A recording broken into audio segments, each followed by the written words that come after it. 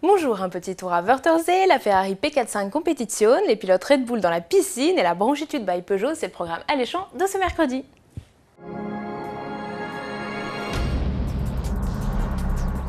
Dimanche, le Wörthersee Tour a fermé ses portes en Autriche. Petite revue de détail des temps forts de ce rassemblement dédié au tuning sur base Volkswagen et Audi. Et la grande star de ce meeting, c'était bien l'Audi A1. La marque aux 4 anneaux a joué à fond avec les codes de la préparation en présentant 7 à 1 au look plus bariolé les uns que les autres.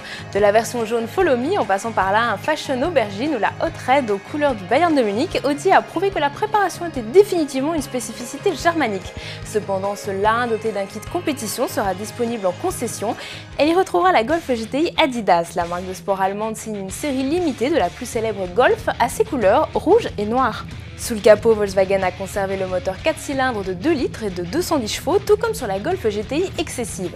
Rouge brillant, bouclier avant élargi et diffuseur arrière retravaillé, cette Golf GTI se veut radicale, du moins côté look. Malheureusement, Volkswagen a pour le moment prévu de la laisser à l'état de prototype.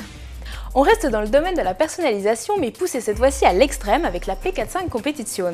Ce modèle exclusif, c'est la nouvelle création du collectionneur américain James Glickenhaus. Ce passionné de Ferrari a appelé le département des commandes spéciales de la Maranello ainsi que Pininfarina pour transformer une 430 à son idée en vue des 24 heures du Nürburgring en 2011.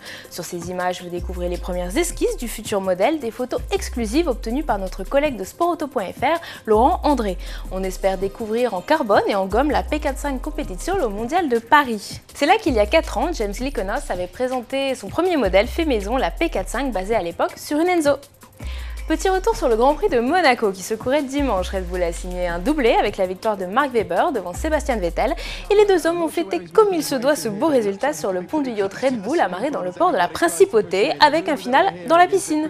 A noter le salto arrière de Mark Webber qui enlève avec précaution ses chaussures avant de plonger et le courageux photographe qui plonge lui aussi pour prendre des photos au plus près des pilotes. Vous ne savez pas quoi faire jeudi soir? Vous avez déjà écumé tous les lieux branchés de la capitale?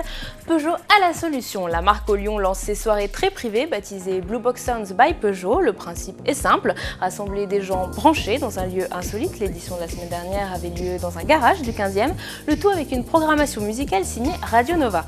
Alors pour participer, il suffit de s'inscrire sur le site Blue Box Sounds et 48 heures avant l'événement, le lieu de la fiesta vous est communiqué par mail. La semaine dernière, les 900 places sont parties en une demi-heure. Allez, à demain sur autoplus.fr.